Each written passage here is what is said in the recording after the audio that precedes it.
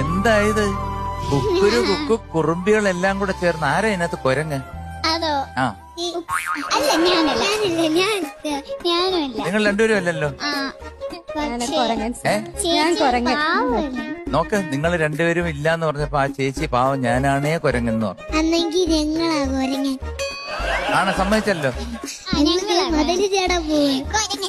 നിങ്ങൾ ഒരു കാര്യം ചെയ്യും, നിങ്ങൾ ആരാണ് കുരങ്ങൻ? നിങ്ങളുടെ ഭാവത്തിൽ നിന്ന് ഞാൻ പറയാം. ആദ്യം ആരാ കാണിക്കുന്ന കുരങ്ങനെ?